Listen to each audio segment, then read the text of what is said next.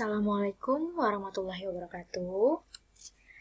Kembali lagi bersama saya Bu Jihan dengan mata pelajaran biologi. Pada pertemuan hari ini kita akan melanjutkan materi kita pada bab pertama, yaitu ruang lingkup biologi. Sebelum kita memulai pembelajaran, seperti biasa, alangkah lebih baiknya jika teman-teman semua berdoa terlebih dahulu menurut kepercayaan masing-masing, agar apa yang kita pelajari dapat kita pahami dengan mudah.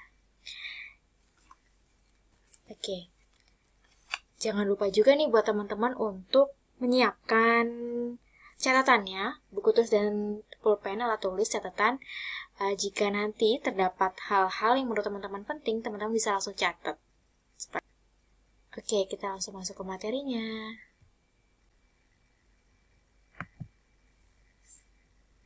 Nah, jadi pada pertemuan sebelumnya atau pada part 1 di materi ruang lingkup biologi, kita sudah membahas nih tentang ruang lingkup biologi, bagaimana permasalahan pada berbagai objek biologi, tingkat organisasi kehidupan, kemudian cabang-cabang biologi. Nah, sekarang kita akan membahas mengenai metode ilmiah, gimana sih langkah-langkah metode ilmiah dan prinsip keselamatan kerja di laboratorium. Langsung masuk ke materinya. Oke, kita masuk ke metode ilmiah. Di sini ada langkah-langkah metode ilmiah, tapi sebelum kita mengetahui bagaimana langkah-langkahnya, kita harus tahu dulu nih teman-teman, apa itu metode ilmiah. Metode ilmiah merupakan suatu cara yang digunakan oleh para ilmuwan untuk memecahkan atau menjawab suatu masalah dengan urutan langkah-langkah yang sistematis. Jadi di sini, di metode ilmiah ini ada langkah-langkah yang sistematis. Nih, langkah-langkah yang 1-5. Jadi teman-teman, metode ilmiah ini biasa digunakan untuk para pelajar untuk melakukan suatu penelitian, atau digunakan juga untuk para mahasiswa untuk melakukan atau menyusun skripsi, tesis, maupun disertasi. Jadi, di metode ilmiah ini ada urutan langkah-langkah yang sistematisnya. Di sini, Ibu kasih jembatan keledai. Jadi di sini Ibu kasih clue-nya agar teman-teman semua mudah untuk mengingat. Yaitu ada dari kata mohek, di mana M ini merupakan merumuskan masalah, O melakukan observasi, H mengemukakan hipotesis, E melakukan eksperimen atau percobaan, dan yang K adalah menarik kesimpulan. Jadi di sini teman-teman ada 5 langkah-langkah metode ilmiah secara umum. Teman-teman bisa memahaminya dan mudah untuk menghafal dengan menggunakan kata ini, yaitu mohek. M merumuskan masalah, O itu observasi, H itu hipotesis, E eksperimen, dan K adalah kesimpulan.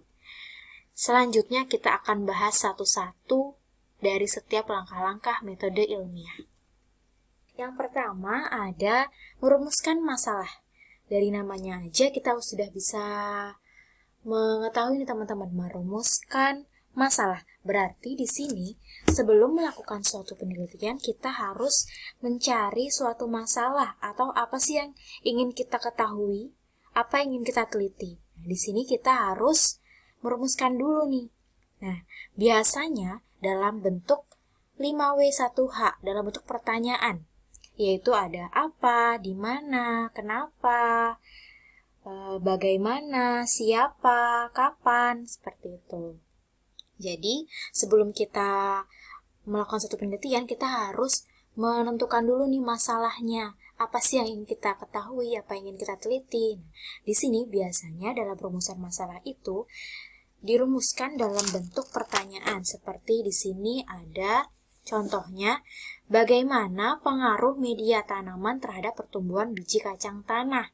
Atau bagaimana pengaruh cahaya terhadap pertumbuhan biji kacang tanah?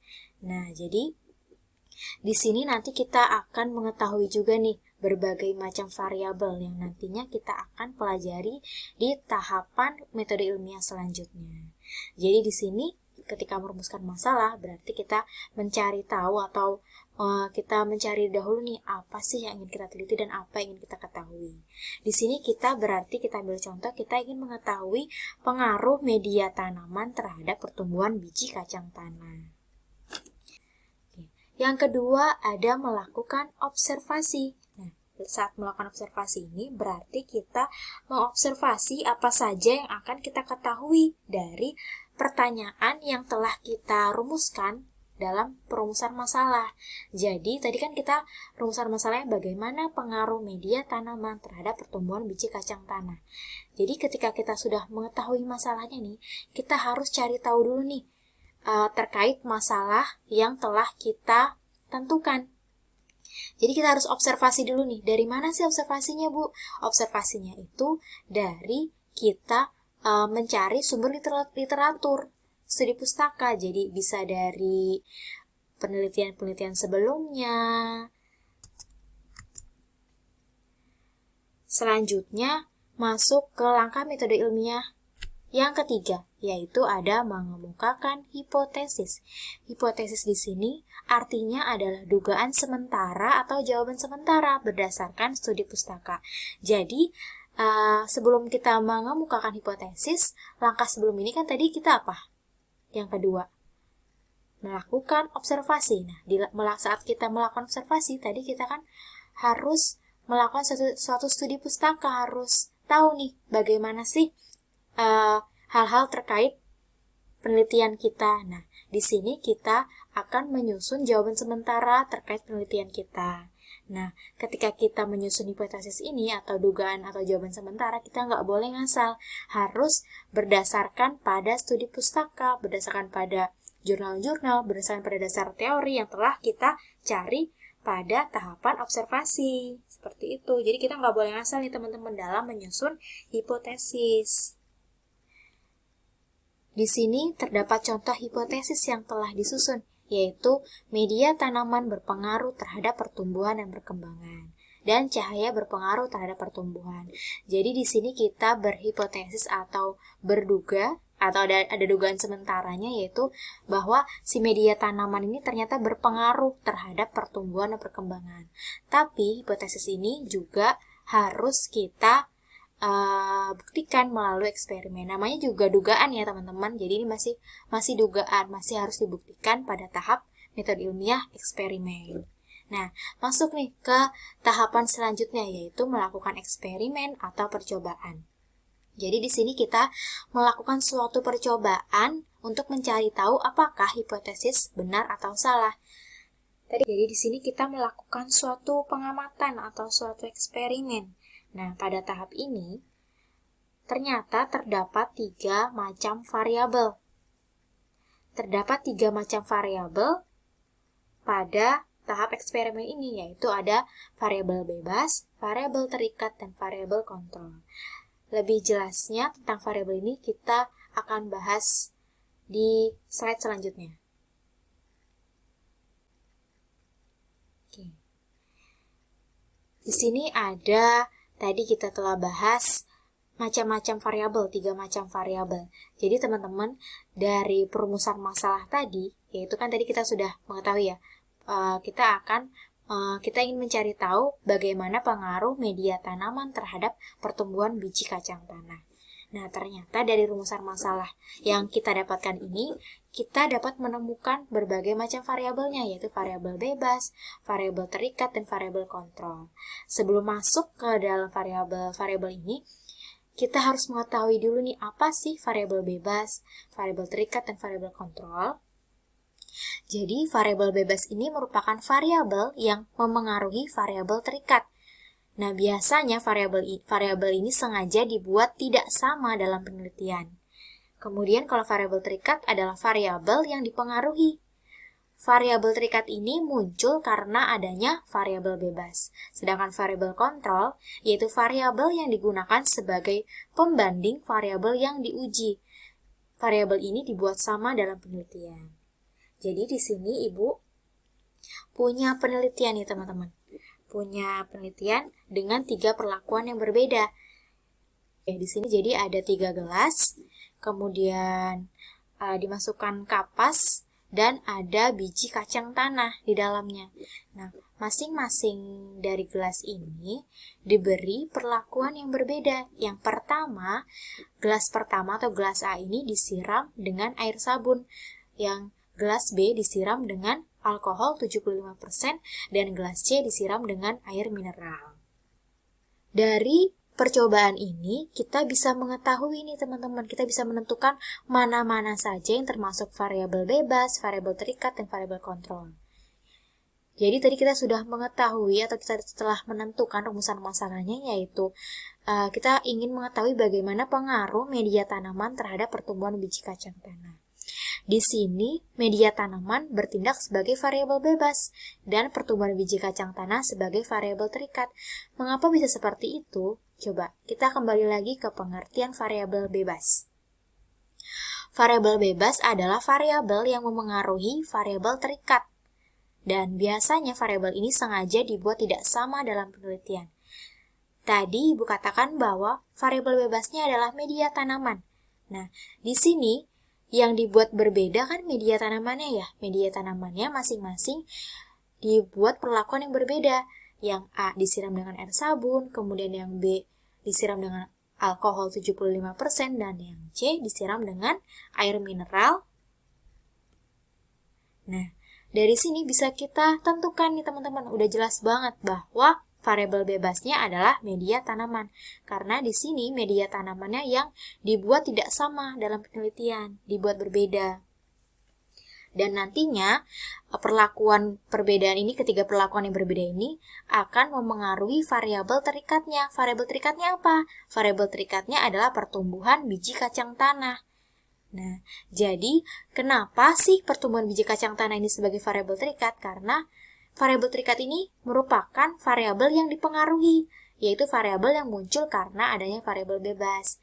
Jadi, si variabel terikat ini adalah variabel yang dipengaruhi. Ketika tadi sudah media tanamannya kita buat berbeda-beda perlakuannya, maka akan berpengaruh terhadap pertumbuhan biji kacang tanah.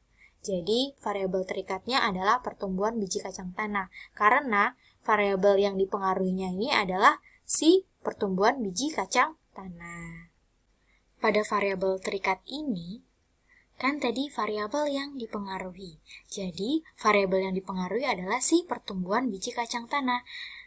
Pertumbuhan biji kacang tanah ini dipengaruhi oleh variabel bebas, yaitu si media tanamannya yang telah dibuat berbeda-beda. Yang disirami dengan air sabun, disirami dengan alkohol 75%, disirami dengan air mineral. Nah, dari ketiganya ini nantinya akan berpengaruh pada ini nih, pertumbuhan biji kacang tanah.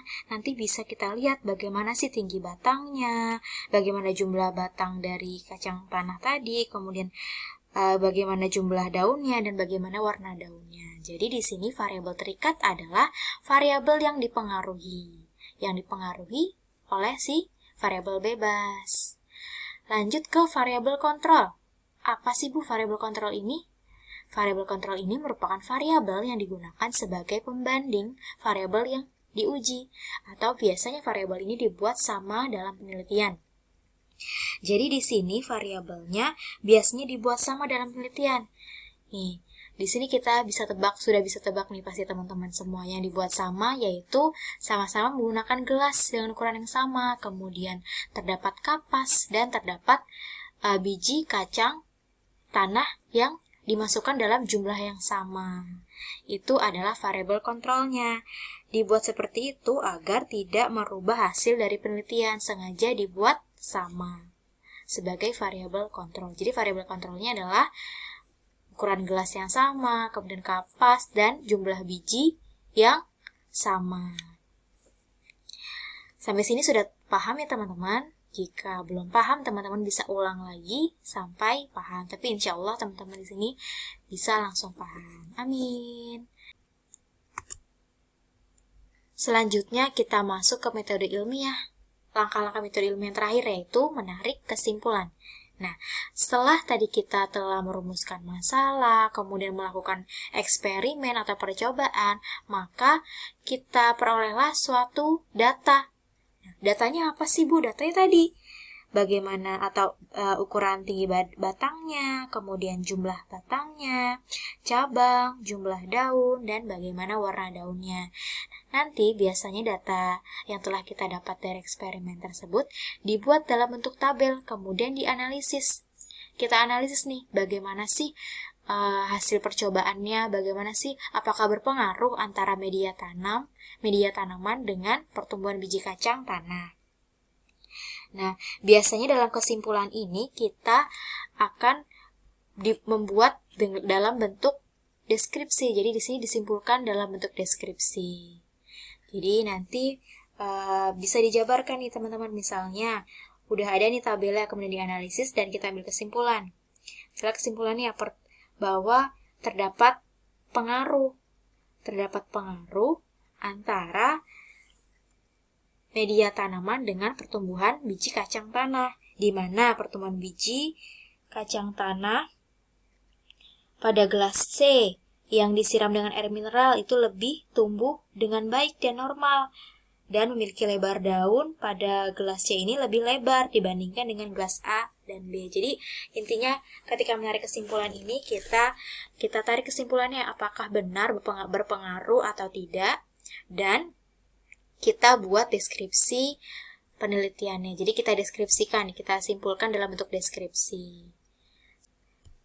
Selanjutnya kita masuk ke sikap-sikap ilmiah seorang ilmuwan. Jadi ketika kita melakukan penelitian tadi nih teman-teman, ternyata harus ada sikap-sikap ilmiah dari seorang ilmuwan ketika melakukan suatu penelitian. Di sini kita akan bahas tentang sikap-sikap ilmiah seorang ilmuwan. Yang pertama yaitu rasa ingin tahu. Jadi biasanya nih di sini seorang ilmuwan ini selalu memiliki rasa ingin tahu terhadap sesuatu bidang yang ingin ia kaji. Ketika seorang ilmuwan sudah punya rasa ingin tahu, maka timbullah keinginan untuk memulai kegiatan ilmiah sehingga akan dihasilkan suatu ilmu pengetahuan. Jadi di sini seorang ilmuwan dibutuhkan rasa ingin tahu. Kemudian yang kedua adalah jujur. Jujur di sini berarti menerima kenyataan dari hasil penelitian, tidak memanipulasi dari hasil penelitian yang diperoleh. Jadi teman-teman, ketika kita melakukan suatu penelitian, kita juga harus jujur nih terhadap hasil penelitian kita.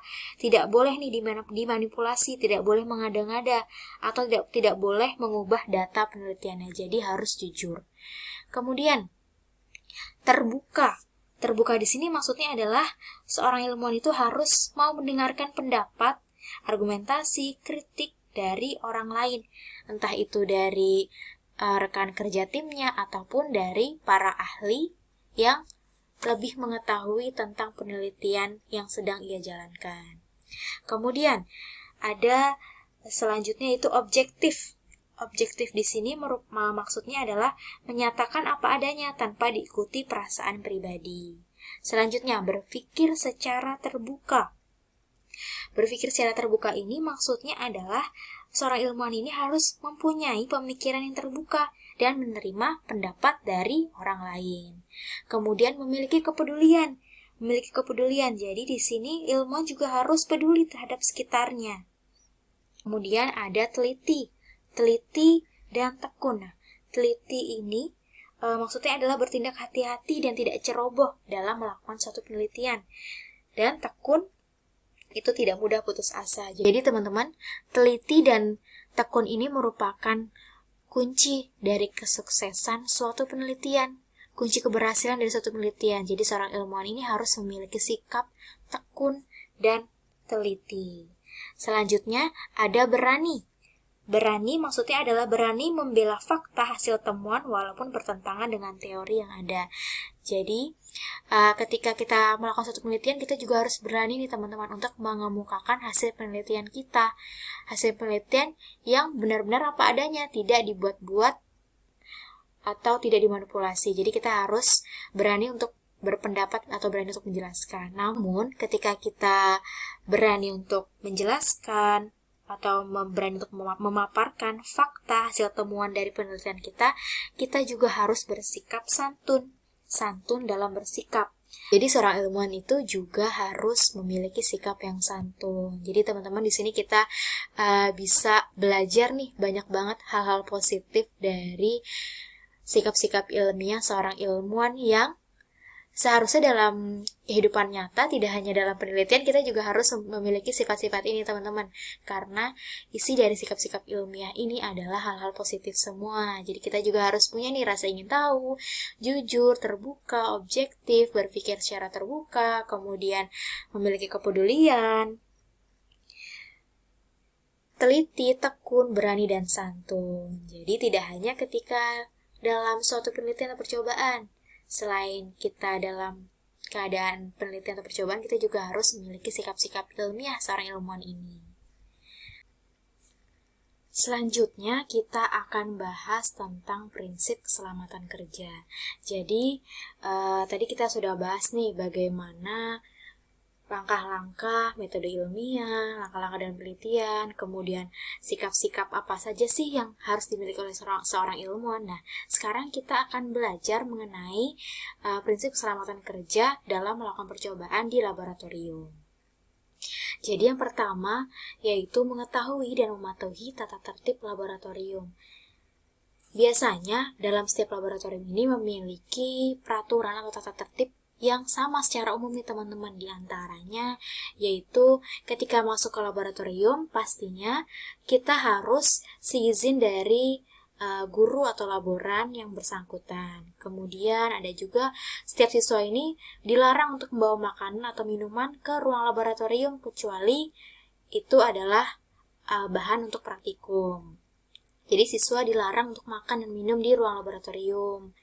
Kemudian tidak diperkenankan bagi siswa nih untuk membawa alat-alat atau bahan praktikum ke luar laboratorium tanpa seizin guru atau laboran. Kemudian biasanya diwajibkan untuk menggunakan jas lab atau seperti peralatan-peralatan kelengkapan laboratorium lain, masker, atau kacamata pelindung, atau sarung tangan latex. Jadi, setiap laboratorium ini biasanya memiliki tata tertib yang sama secara umum. Kemudian yang kedua yaitu mempelajari prosedur kerja yang akan dilakukan. Jadi sebelum melakukan suatu percobaan atau penelitian, pastinya teman-teman semua harus tahu bagaimana sih langkah-langkah atau prosedur kerja dalam penelitian yang akan dilakukan di laboratorium tersebut. Agar nantinya tidak gerasak-gerusuk ya teman-teman. Jadi sudah tahu poin-poin dari awal sampai akhir apa saja yang akan dilakukan. Selanjutnya yaitu memahami fungsi alat dan bahan yang akan digunakan. Jadi sebelum melakukan percobaan, kita juga harus tahu nih alat-alat dan bahan-bahan mana saja yang harus digunakan, yang akan digunakan. Jadi ada alat-alat di laboratorium yang mudah pecah, kemudian ada juga bahan-bahan yang berbahaya. Kita harus mengetahuinya terlebih dahulu sebelum melakukan suatu percobaan di laboratorium. Selanjutnya yang keempat yaitu berhati-hati saat melakukan percobaan. Pasti ya teman-teman, dalam melakukan percobaan kita harus hati-hati karena terdapat bahan-bahan yang berbahaya biasanya teman-teman.